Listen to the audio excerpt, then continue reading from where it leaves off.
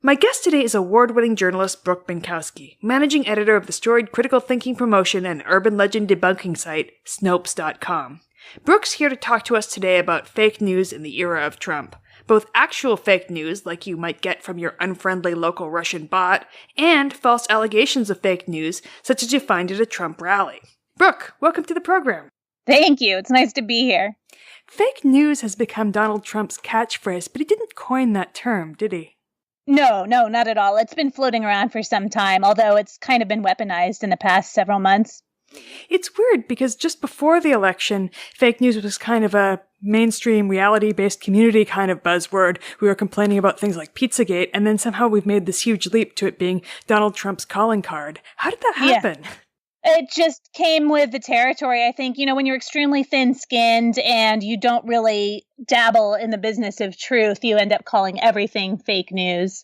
And so I think that this is kind of a way to fling poo and fling mud at people, cloud the issues, muddy the waters, and just kind of confuse everything so that nobody really knows what's going on.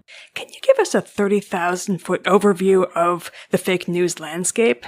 Yeah, I mean, the best way to look at it is that this is propaganda. This is exactly how propaganda gains a foothold and how it works and its pattern. If you study the patterns of how propaganda is used and weaponized, it starts out with flooding techniques so that people have so much going on that they're confused all the time. They're emotionally overwrought. They don't know what's real and what's not. And finally, they're just reacting to whatever they hear. I mean, to me, it just sounds like it should all be called propaganda at this point, or disinformation. Take your pick.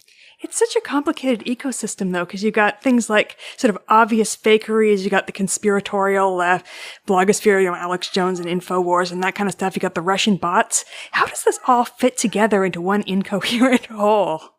I don't think it does. I think incoherence is one of the end goals here. You know, they talk about chaos agents. When you read intel stuff, there's always something talking about chaos agents to sort of throw these wrenches of uncertainty into any one narrative. And I think that the incoherence is part of this message.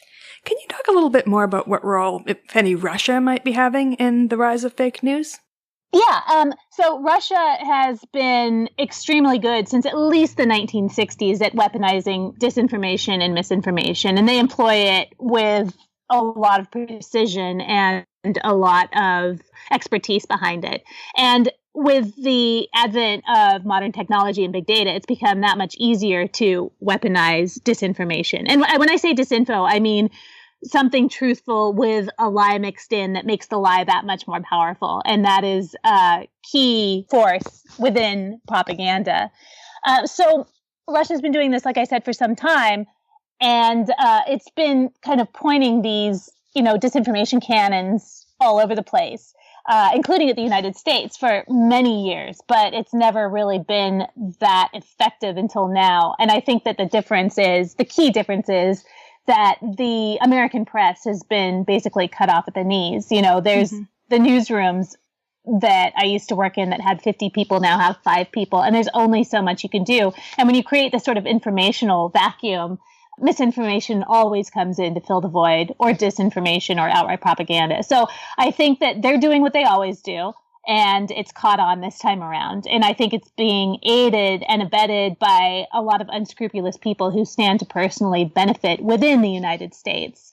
And as somebody who's now been on the receiving end of a lot of this stuff, I can tell you that it is extremely overwhelming and uncomfortable, but also it can't last. It's doomed to fail. It's the sort of thing that always rocks the boat in the short term and creates enormous problems that then the more sober people afterwards have to clean up for years afterwards. Why do you think it's doomed to fail? I mean, it seems like it could be tipping our society into a kind of closed, authoritarian type structure where disinformation is simply the norm.